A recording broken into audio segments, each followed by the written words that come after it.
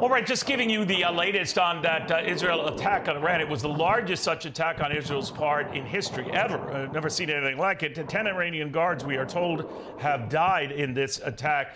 Tehran is saying, though, that the damage itself was fairly limited. Whether that would mean a limited response, if any, from Iran, the foreign minister there put everyone on notice that will not be the case, that there will be a response. Danny Danon with us right now, the Israeli ambassador to the United Nations. Ambassador, always good having you. So there will be a response to your response, and on we go. What do you think? Well, Neil, I told you when we spoke a few weeks ago that what happened on October 1st, we will not sit idly by. We will retaliate. That's exactly what we did last night. We sent a very clear message to Iran that you cannot send 200 ballistic missiles into Israel and expect us not to react. But unlike the Iranians, they targeted civilians. They used ballistic missiles, to say the least, which are not accurate. We used highly precise weapons, and we targeted military facilities. And it was a very successful operation. Just look at the map, see the distance between Israel and Iran, and think about the capabilities we have today to reach everywhere in Iran. I think today they know that they are vulnerable, and we would advise them not to challenge us. And you know these numbers far better than I, Ambassador, so feel free to correct me. But in that Iranian attack on your country, they launched close to 300 missiles. There have been thousands of missiles launched since on the part of Hezbollah, Hamas, if you want to throw the Houthi rebels in there.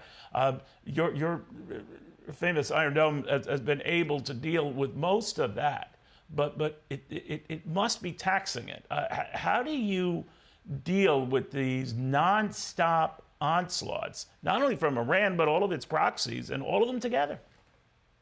Well, it has been a very tough year for us in Israel since October 7th.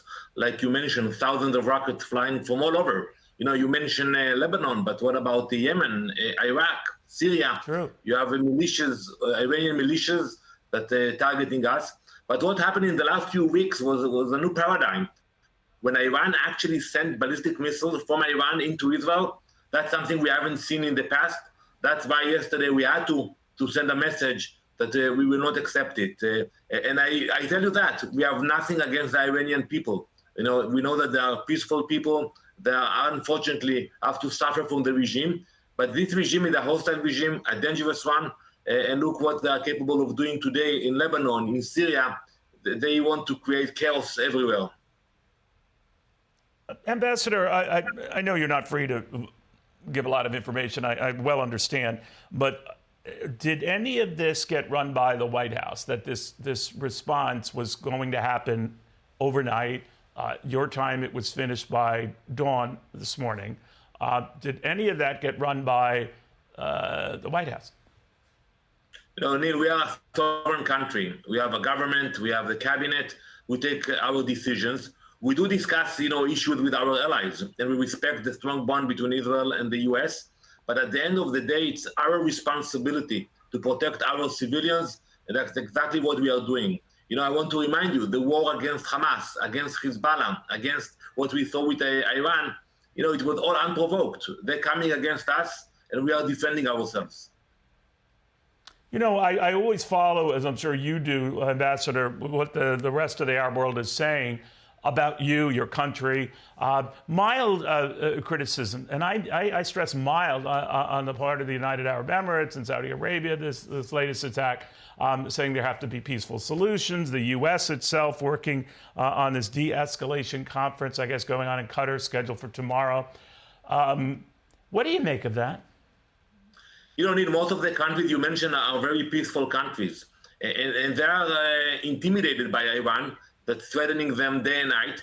And I think they will not admit it publicly, but they are proud of what we did last night. They are proud of the actions we took, because when you have somebody who's trying to bully your neighborhood, and somebody is standing up against him, you support the brave guy. And today, Israel, that is the brave young guy who stands against Iran, who is trying to bully the entire Middle East.